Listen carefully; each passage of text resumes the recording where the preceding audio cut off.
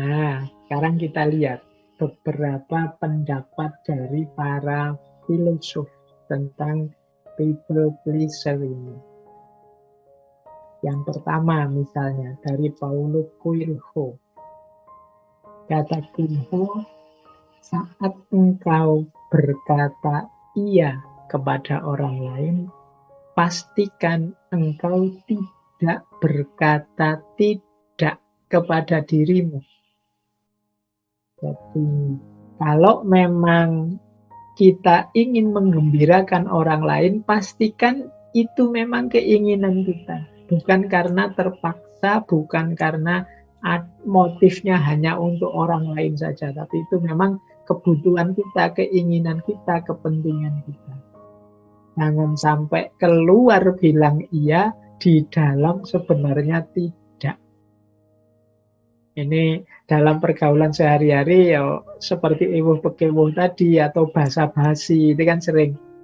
Padahal harusnya kita bilang iya tapi kita bilang tidak atau sebaliknya. Itu kemungkinan kita akan menyesal sendiri karena menipu diri. Kadang-kadang kan kita misalnya, mari mas, sudah makan. Itu kan karena tidak enak kita bilang sudah, padahal belum. Kita mau jawab belum, tidak enak. Ya akhirnya ya kita tidak dapat makan gratis. Mungkin orang yang nawari kita juga kecewa kalau tahu sebenarnya kita itu belum makan, cuma bilang sudah. Jadi kalau memang iya, bilanglah ya. Kalau tidak, bilang tidak. Dilanjutkan oleh Lao Tse. Kata Lao Tse, pedulikan pikiran orang lain dan engkau akan jadi tawanannya mereka. Orang-orang pleaser ini tadi kan yang diincar pandangan orang, pendapat orang, komentar orang. Ini kan yang kita kejar hari-hari ini. Kata Lao Tse, ya sudah, kalau kamu fokusnya ke situ ya kamu akan selalu jadi tawanannya orang lain. Dilanjutkan oleh Lao Tse, ketika seseorang percaya diri, ia tidak akan berusaha meyakinkan orang lain. Ketika seseorang nyaman dengan dirinya sendiri, ia tidak memerlukan persetujuan orang lain. Ketika seseorang menerima dirinya sendiri, seluruh dunia akan menerimanya. Jadi kata Lao Tse, kalau kita percaya diri, kalau kita yakin dengan kebenaran kita, kebaikan kita itu tidak butuh disetujui orang lain. Mengapa kita masih perlu pengakuan, kita masih perlu persetujuan orang lain? Kemungkinan kita masih belum yakin benar dengan kebenaran kita. Kalau kita sudah yakin benar, itu kan kita tidak perlu didukung orang lain. Saya tahu benar kok, kan selesai. Kalau kita masih nunggu orang setuju, kita masih nunggu orang sepakat, kemungkinan kita belum yakin. Jadi kata kalau sudah percaya ya sudah. Tidak butuh lagi kita keyakinan-keyakinan yang dukungan-dukungan dari orang lain. Kalau kita sudah nyaman, kita juga tidak butuh disetujui orang lain. Saya sukanya ini kok, ya sudah. Orang nganggapnya, wah anak muda kok begitu. Enggak, saya nyamannya ini kok. Jadi tidak butuh disetujui orang lain. Kita gelisah dengan komentar orang, tidak disetujui orang, itu karena mungkin kita belum mantap, belum yakin dengan diri kita sendiri. Dan kalau kita bisa menerima diri kita apa adanya, kata Lao Tse, seluruh dunia akan menerima kita. Sebaliknya, kita sendiri tidak menerima diri kita, bagaimana yang lain bisa menerima? Kalau kita tidak terima diri kita, kan kita menampilkan versi yang berbeda. Ya, diri kita yang sejati hilang, tidak mungkin orang tahu. Jadi mengikuti Lao Tse, teman-teman, ya jalan untuk agar tidak jatuh pada pleaser tadi. Yuk, tentang hal-hal yang kita sudah mantap, yakin, benar percaya, jangan terlalu gelisah. Saya yakin kok ini benar Pak, ya biar saja teman-teman melakukan apa, berkomentar apa. Menurut saya yang baik ya seperti ini. Nah, ini gayanya Lawson. Boleh disambungkan dengan pandangannya Aesop. Aesop ini filosof era Helenisme Yunani yang terkenal sekali dengan karyanya dalam bentuk fabel, cerita-cerita binatang.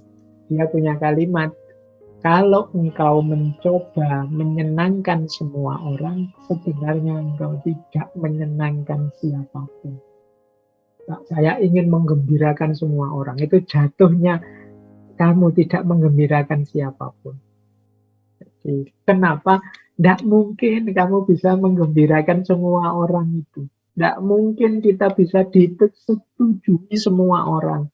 Akan selalu ada orang yang tidak sesuai dengan yang kita lakukan, tidak cocok, tidak setuju dengan yang kita jalankan.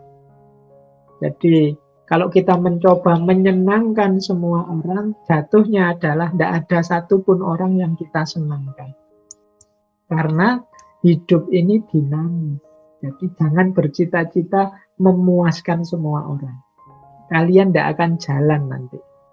Begitu kalian putuskan, saya melakukan ini Pak, ini menyenangkan semua orang. Terus pasti ketemu, ternyata kelompok ini tidak suka. Kalau begitu saya memutuskan yang ini saja, kelompok ini tadi suka. Tapi gantian, yang ini yang tidak suka. Dan kita tidak akan menyenangkan siapapun pada akhirnya. Kalau misi kita adalah menyenangkan semua orang. Makanya Aristoteles memutuskan kalau tidak mau dikomentari, tidak mau dikritik, kalau kita sangat peduli dengan komentarnya orang, ya sudah.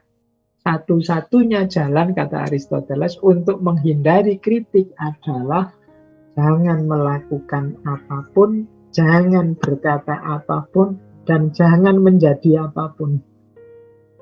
Jadi kalau kita hidup dengan standar komentarnya orang, karena pasti kita akan ketemu komentar pahit, komentar orang tidak suka, komentar orang tidak nyaman, meskipun juga pasti ada orang yang suka, orang yang nyaman dengan kita. Tapi ketidaksukaan itu pasti ada, wong manusia itu macam-macam. Jadi jangan menghindari kritik. Kita itu manusia tidak sempurna dan sangat mungkin salah. Kalau bahasa agamanya mahalul khoto' wa nisyan, tempatnya salah dan alpa. Berarti apa? Alhamdulillah kalau ada yang kritik, membantu kita muhasabah, introspeksi. Jangan menghindari kritik. Kalau teman-teman, Pak, pokoknya saya tidak mau dikritik, saya ingin pasti semua orang setuju benar. Ya kata Aristoteles, ya kalau begitu kamu diam saja. Tidak usah melakukan apa-apa, tidak usah ngomong apa-apa, dan tidak usah jadi apa-apa. Aman sudah, tidak ada yang komentar. Tapi ya kita tidak berkembang. Jadi kita tidak jadi manusia yang sejati, tidak jadi manusia yang otentik. Jadi ini gambaran ya, bagaimana para filosof juga mengkritisi mentalitas yang sifatnya people pleaser tadi. Jadi menggadaikan jati diri kita demi hanya untuk menyenangkan orang lain. Nah, ini ada satu quotes lagi yang menurut saya menarik. Berkata iya untuk sesuatu yang tidak ingin engkau lakukan, itu sebenarnya bukan menyenangkan orang lain, tapi sekedar menghindar dari rasa tidak nyaman yang datang saat berkata tidak.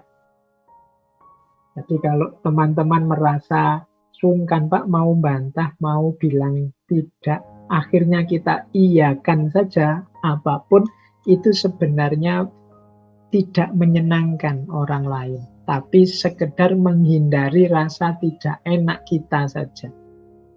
Jangan dikira itu kepentingan kesenangannya orang lain, tapi kepentingan egois kita agar tidak merasa tidak nyaman.